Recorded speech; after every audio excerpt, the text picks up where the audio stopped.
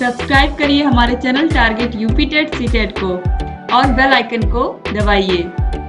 Hello दोस्तों, मैं आनंद स्वागत करता हूं आप सभी का आपके अपने चैनल और app target UP TET CTET में। दोस्तों, हम पढ़ रहे हैं आपके डीएलएड 4 सेमेस्टर के गणित विषय के दूसरे चैप्टर को, जिसका नाम है प्रायिकता प्रोबेबिलिटी। तो इसमें दोस्तों हमने देख लिया था प्रायिकता क्या होती है, प्रतिदर्श समष्टि क्या होती है और प्रोबेबिलिटी हम लोग निकालते कैसे हैं, प्रोबेबिलिटी का फॉर्मूला क्या होता है और विभिन्न प्रकार के जब हम प्रयोग करते हैं, किसी सिक्के को उछालते हैं या 2 सिक्कों को एक साथ उछालते हैं या 3 सिक्कों को एक साथ उछालते हैं या एक पासे को फेंकते हैं या फिर 2 पासों को एक साथ फेंकते हैं, तो इन पे बेस्ड जो क्वेश्चन बनते हैं, इनकी प्रतिदर्श विभिन्न प्रयोग जब हम करते हैं तो सबसे इम्पोर्टेंट चीज जो है हमारे लिए वह उसकी प्रतिदर्श समष्टि सैंपल स्पेस को समझना। अब प्रतिदर्श समष्टि केवल बोलने में कठिन है, आपको पता है मैंने कितने सिंपल वे में आपको बताया है। तो पिछली 2 क्लास हो गई हैं इस चैप्टर की, वो अगर आपने नहीं देखी है तो उसको देख लीजिए। गणित के प्लेलिस्ट का लिंक आपको डिस्क्रिप्शन में ऊपर आई बटन में मिल जाएगा। क्लासेस को पिछली देख लीजिए, यह तब आपको यह क्लास समझ में आएगी और यह क्लास आपकी प्रायिकता की लास्ट क्लास है। इसके बाद हम लोग नेक्स्ट चैप्टर स्टार्ट करेंगे, ठीक है। आज के वीडियो में आपके 2 चैप्टर जो हैं वह समाप्त हो जाएंगे और बचेंगे 6 चैप्टर, जिसको हम जल्द से जल्द पढ़ के समाप्त करेंगे, ठीक है। अब दोस्तों, इस क्लास में जो हमको पढ़ना है वह पढ़ना है प्रायिकता का दैनिक जीवन में संबंध, relation of probability to the daily life. तो देखिए, संभावनाएं, प्रायिकता को हम लोग क्या बोलते हैं, संभावना। तो संभावनाएं जीवन का अभिन्न अंग है। किसी भी कार्य को करने के लिए उसके होने या ना होने की संभावना होती है। कोई भी कार्य आप करते हो तो या तो वो होगा, कुछ संभावना है कि वह पूर्ण हो जाएगा, कुछ संभावना है कि वह कार्य नहीं होगा। तो जीवन के सभी कार्यों का एक मुख्य उद्देश्य होता है। उद्देश्य मुख्यतः सफलता प्राप्त करना होता है, परंतु यह निश्चित नहीं है कि व्यक्ति उद्देश्य में सफल ही हो, वह असफल भी हो सकता है। अतः पूरा जीवन सफलताओं और असफलताओं की अनिश्चितता से भरा हुआ है। तो कोई भी काम दोस्तों आप करने जाओगे तो उसमें कुछ संभावना रहती है सफल होने की, कुछ संभावना रहती है असफल होने की। कोई भी मनुष्य जो काम करता है उसमें सफलता अर्जित करने के लिए करता है, लेकिन वहां पे अनिश्चितता, हर एक कार्य में अनिश्चितता होती है। या तो आप सफल होते हो या तो असफल, दोनों की अनिश्चितता वहां पे उपस्थित होती है, ठीक है। तो इस तरीके से आप कोई भी काम करने जाते हो, मतलब कि मान लेते हैं कि आपको गणित का सिलेबस 10 दिन में पढ़ना है। आप एक कैलकुलेशन बिठाओगे दिमाग में कि हाँ, इस प्रकार से एक दिन में मैं एक चैप्टर करूंगा, इस प्रकार से मैं 8 चैप्टर पढ़ लूंगा और 2 दिन में मैं रिवीजन कर लूंगा। तो इस प्रकार से दोस्तों आप कुछ बिठाते हो, गुणा गणित बिठाते हो, उसमें कई चीजें होती हैं, नहीं होती हैं। कभी कार्य समय पे पूर्ण होता है, कभी नहीं होता है। कभी कोई भी प्लानिंग आप करते हो, कोई भी काम करते हो, अपने करियर को लेके आप प्लान करते हो कि मैं ये काम कर लूंगा, इस प्रकार से मुझे जॉब मिल जाएगी और मैं सफल हो जाऊंगा। तो हर एक चीज आप प्रोबेबिलिटी, संभावनाओं का प्रयोग अपने जीवन में भी कर रहे हो, लेकिन गणित पढ़ते समय हम क्या कर रहे हैं, गणित पढ़ते समय हम इसी संभावनाओं को किसमें बदल ले रहे हैं, इसी संभावनाओं को अंक में बदल ले रहे हैं। 1/2 यानी कि 50% किसी भी घटना के होने की संभावना, ठीक। तो इस प्रकार से यही गणितीय रूप हमें जो डेली लाइफ में होने वाली चीजें हैं उनका यहाँ पे देखने को मिलता है प्रोबेबिलिटी में। चलिए कुछ क्वेश्चंस हम लोग देखते हैं डेली लाइफ से जुड़े हुए। देखिए, प्रश्न है, किसी प्रतियोगी परीक्षा में 86 सीटें हैं और चयन हेतु कुल 86,000 अभ्यर्थी उस परीक्षा में सम्मिलित हुए हैं। प्रत्येक अभ्यर्थी के चयनित होने की संभावना दूसरे के समान है। एक अभ्यर्थी के चयन हेतु संभावना ज्ञात कीजिए। तो यहाँ पे प्रश्न में दोस्तों बोल रहा है कि एक कोई प्रतियोगी, कोई कॉम्पिटिटिव एग्जाम है जिसमें 86 सीटें हैं, 86 सीटें हैं और कुल कितने बच्चों ने एग्जाम दिया है, 86,000 बच्चों ने एग्जाम दिया है। यहाँ पे बोल रहा कि सबका जो चांस है, सभी स्टूडेंट्स का जो चांस है चयन होने का, मतलब इस 86 में उनका चयन होने का वह सेम है, समान है। तो यहाँ पे एक स्टूडेंट के चयन होने का, एक अभ्यर्थी के चयन होने की संभावना, प्रोबेबिलिटी हमें बताना है। तो देखिए, आपको पता है कि प्रोबेबिलिटी क्या होता है। प्रायिकता किसी भी इवेंट का जब हम निकालते हैं, अनुकूल घटनाएं यानी कि उसके फेवर में कितनी घटनाएं हो सकती हैं और बटे कुल घटनाएं। तो यह है दोस्तों हमारा प्रोबेबिलिटी का फॉर्मूला। अब इसी में हमें पुट करना है। देखिए, प्रोबेबिलिटी निकालते समय ऊपर हम क्या रखते हैं, ऊपर हम रखते हैं वे घटनाएं जो हमारे फेवरेबल में है। अब एक अभ्यर्थी को हमें सेलेक्ट कराना है, तो वह इन 86 सीटों में से किसी भी एक सीट पे सेलेक्ट हो सकता है। तो फेवरेबल जो घटनाएं हो जाएंगी वह 86 हो जाएंगी। अब देखिए, 86 सीटों में अभ्यर्थी किसी एक सीट पे सेलेक्ट हो सकता है, और कुल कितने अभ्यर्थी सेलेक्ट हो सकते हैं, कुल अभ्यर्थियों की संख्या जो है वह 86,000 है। तो आप यहाँ पे समझ गए। अब एक अभ्यर्थी के लिए 86 सीटें हैं, इन्हीं 86 सीटों में उसे सेलेक्ट होना है, और बटे कुल कितने अभ्यर्थी हैं, तो 86,000। ठीक, तो अब ऊपर नीचे अगर 86 से हम लोग काटें तो ऊपर बच जाएगा 1 और नीचे बच जाएगा 1000। तो यहाँ पे प्रोबेबिलिटी क्या आ जाएगा, प्रोबेबिलिटी आ जाएगा 1/1000, यानी कि 1000 स्टूडेंट्स में से, 1000 अभ्यर्थियों में से किसी एक अभ्यर्थी के सेलेक्ट होने की संभावना है यहाँ पे। तो यहाँ पे दोस्तों आपने देखा कि प्रायिकता का किस प्रकार से प्रयोग हुआ डेली लाइफ में। किसी भी प्रतियोगी परीक्षा में आप किसी एक प्रतियोगी के सेलेक्ट होने की जो संभावना है वह निकाल सकते हैं। एक अनुमान आपको लग जाएगा इसी से। यही निकाल करके लोग जांचते हैं कि परीक्षा कितनी कठिन है। ठीक है, तो अब हम लोग अगला प्रश्न देखेंगे।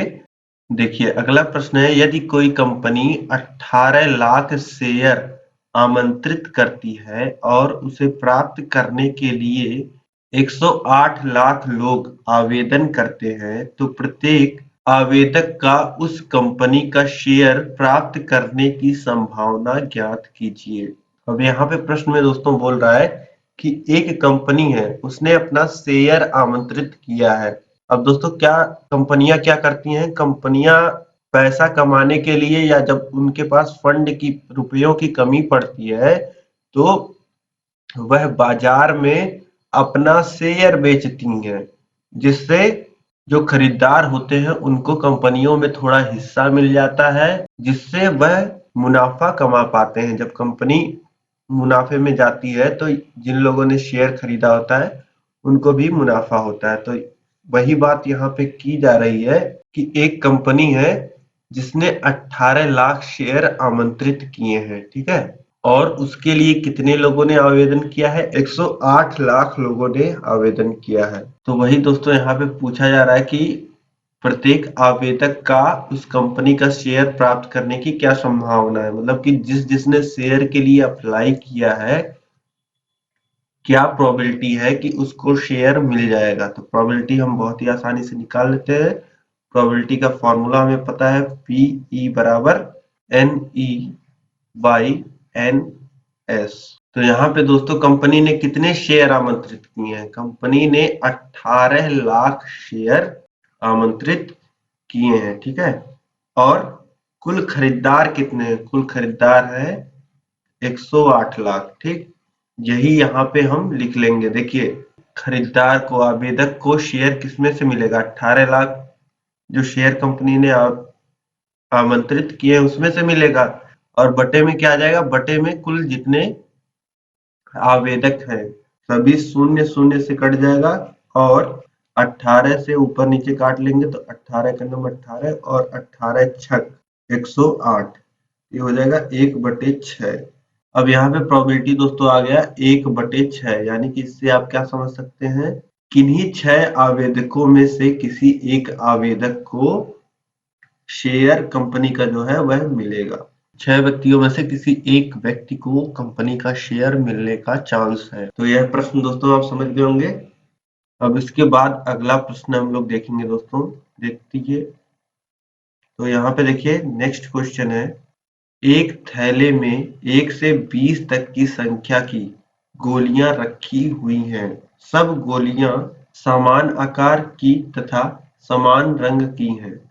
तब थैले में से 2 तथा 5 के गुणज गुणज मतलब कि मल्टीपल की एक गोली निकलने की संभावना ज्ञात करो। तो यहाँ पे प्रश्न में बोल रहा है दोस्तों, एक थैले में 1 से 20 तक की संख्या की गोलियां रखी हुई हैं, यानी कि एक गोली है जिसपे एक संख्या लिखा है, दूसरे गोली पे 2, तीसरे गोली पे 3, चौथे गोली पे 4, इसी प्रकार से 20 गोलियां हैं और सब पे अलग अलग नंबर 1 से 20 तक लिखे गए हैं और सभी गोलियों का जो साइज है, कलर है, वह सेम है।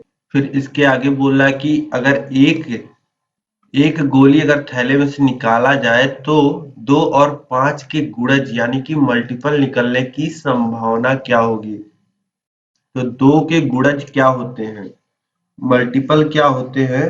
तो 2 के मल्टीपल आपको पता है क्या, 2 में नेचुरल नंबर्स का आप गुणा कर दीजिए, यानी 1 2 3 4 5 6, यानी कि 2 के मल्टीपल क्या हो जाएंगे, 2 4 6 8 10 12 14 16 18 20, ये हो गए 2 के मल्टीपल। हम 20 तक ही देखेंगे क्योंकि थैले में 20 तक की ही संख्या है। अब इसी प्रकार से 5 के गुणज हमको लिखने हैं, 5 के गुणज हम लोग लिख लेते हैं, 5 के मल्टीपल। 5 के मल्टीपल क्या क्या हो जाएंगे, 5 हो जाएगा, 10 हो जाएगा, 15 हो जाएगा और 20 हो जाएगा।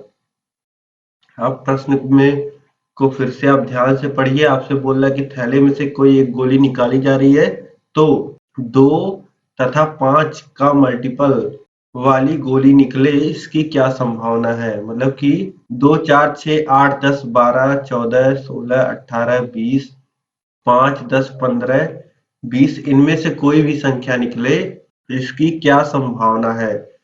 सबसे पहले सबसे पहले यहाँ पे दोस्तों हम क्या कर लेंगे, जो भी 2 और 5 के मल्टीपल हैं उनको एक साथ लिख लेंगे। तो देखिए 2 4 5 6 8 10 12 14 15 16 18 और 20, ये सारी संख्याएं क्या हो जाएंगी, ये 2 और 5 के मल्टीपल हो जाएंगे। ठीक, इनमें से अगर कोई संख्या आती है तो वह हमारे लिए फेवरेबल घटना होगी। वही आपसे बोल रहा है कि क्या संभावना है कि थैले में से हम एक गोली निकालें तो उस गोली पे 2 5 6 8 10 12 14 15 16 18 या 20 लिखा हो।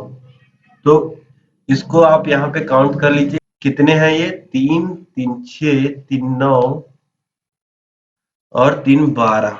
तो जब प्रोबेबिलिटी हम निकालेंगे P ऑफ E हो जाएगा N of E by N of S। तो थैले में से 2 और 5 के मल्टीपल निकलेंगे। यह कितनी घटनाएं हैं, यह कुल घटनाएं हैं 12। ठीक है, तो यहाँ ऊपर हम 12 लिख लेंगे। और थैले में से कितने नंबर निकल सकते हैं, थैले में से 1 से 20 तक के गोलियां हैं, तो 20 नंबर, 20 में से कोई भी नंबर निकल सकता है, यानी कि टोटल 20 यहाँ नीचे आ जाएगा। अब ऊपर नीचे 4 से हम काट देते हैं तो ऊपर आ जाएगा 3 और नीचे आ जाएगा 5, यानी कि 3/5 जो हो जाएगा वह हमारा प्रोबेबिलिटी हो जाएगा। 5 गेंदों में से 3 गेंदें ऐसी निकलेंगी जो कि 2 या 5 के मल्टीपल होंगे। ठीक, तो इस प्रकार से दोस्तों आप यह प्रश्न भी समझ गए होंगे।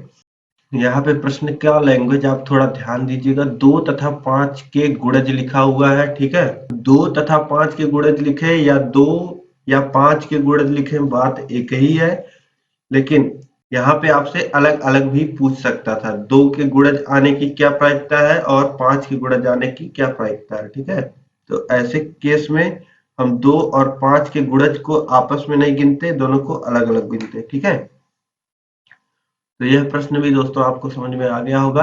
अब देखते हैं हम लोग अगला प्रश्न।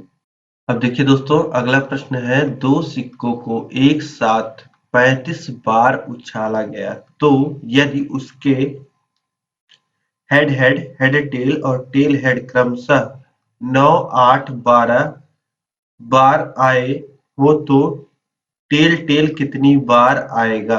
अब कौन सा प्रयोग हो रहा है यहाँ पे, दो सिक्कों को एक साथ उछालने का। तो आपको पता है कि दो सिक्कों को जब एक साथ उछाला जाता है तो क्या क्या चीजें आ सकती हैं। दोनों पे हेड आ सकता है, पहले पे हेड दूसरे पे टेल आ सकता है, पहले पे टेल दूसरे पे हेड आ सकता है, या दोनों पे टेल आ सकता है। तो यहाँ पे बोला जा रहा है कि दो सिक्कों को 35 बार उछाला जा चुका है और उस पे क्या आ रहा है यह गिनती की जा रही है।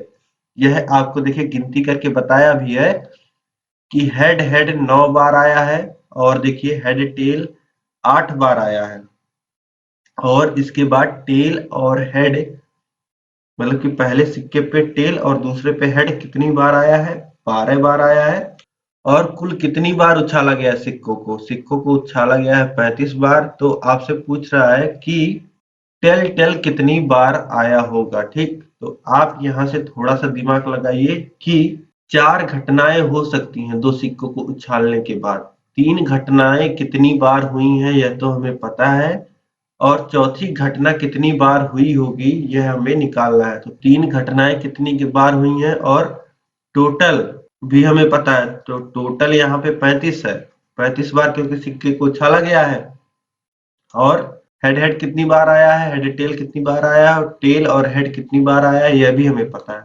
तो हम क्या करेंगे, हम टेल टेल कितनी बार आया है यह निकालने के लिए टोटल 35 में से घटा लेंगे जो हेड हेड जितनी बार आया है प्लस हेड टेल जितनी बार आया प्लस टेल हेड जितनी बार आया है। तो कितना हो जाएगा, 35 माइनस 9 धन 8 धन 12। अब घटा लीजिए, 35 माइनस 9 और 8 कितना हो जाएगा, 17, और 17 12 कितना हो जाएगा, 29 हो जाएगा। अब 35 में से 29 घट जाएगा तो कितना बचेगा, 6। तो यहाँ पे दोस्तों जो आपसे पूछ रहा था टेल टेल कितनी बार आया है, तो टेल टेल 6 बार आएगा। टेल टेल 6 बार आया होगा। ठीक है, अगर दो सिक्कों को 35 बार उछाला गया है और हेड हेड हेड टेल और टेल हेड क्रमशः 9, 8 और 12 बार आया है, तो टेल टेल कितनी बार आया होगा, 6 बार आया होगा। ठीक, तो यही प्रश्न मैं आपसे दोस्तों पूछ रहा था। तो इसी प्रकार के प्रोबेबिलिटी से बहुत ही सरल प्रश्न दोस्तों आपसे पूछे जाते हैं। जितना भी दोस्तों आपके परीक्षा में पूछा जाता है, जिस भी प्रकार के क्वेश्चन सभी मैंने आपको करा दिए हैं, और अलग से मैंने बहुविकल्पी प्रश्न भी सॉल्व कराए हैं जो आपको गणित के प्लेलिस्ट में देखने को मिल जाएगा। ठीक है, तो क्लासेस में टॉपिक हम लोग पढ़ ले रहे हैं, क्वेश्चन सॉल्व कर ले रहे हैं, अलग से भी क्वेश्चन सॉल्व कर ले रहे हैं, तो सारी चीजें कवर हो रही हैं, आपकी प्रैक्टिस भी अच्छी हो रही है। आप लोग दोस्तों सभी क्वेश्चंस को करिए, जहां भी आपको डाउट आ रहा हो आप मुझे बताइए। यहाँ पे जो सेकंड यूनिट है आपकी वह समाप्त हो जाती है और अगले क्लास से हम थर्ड यूनिट स्टार्ट करेंगे। अब दोस्तों यह वीडियो आपको पसंद आई है तो वीडियो को लाइक कर दीजिए, अपने सभी दोस्तों में वीडियो को शेयर जरूर करिएगा। तबीयत थोड़ी खराब है फिर भी मैं आप लोग के लिए मेहनत से वीडियो बना रहा हूँ, क्योंकि आप लोग की परीक्षाएं जो है वह नजदीक है। ठीक है, तो इसका ध्यान रखते हुए आप लोग वीडियो को अधिक से अधिक शेयर करिए। चैनल को आपने सब्सक्राइब नहीं किया हुआ है तो चैनल को आप सब्सक्राइब कर लीजिए, और सभी नोट्स प्राप्त करने के लिए आप target UP TET CTET app को डाउनलोड कर लीजिए प्ले स्टोर से, या फिर लिंक नीचे डिस्क्रिप्शन बॉक्स में दिया गया है, वहां पे जाकर के आप डीएलएड 4th सेमेस्टर के कोर्स में सभी चीजें प्राप्त कर सकते हैं, सभी क्लासेस को और सभी विषय के चैप्टर वाइज टेस्ट और नोट्स वहां पे प्राप्त कर सकते हैं। तो दोस्तों आप ऐप को भी जरूर डाउनलोड करें। अब दोस्तों मिलते हैं हम लोग नेक्स्ट वीडियो में, तब तक के लिए जय हिंद।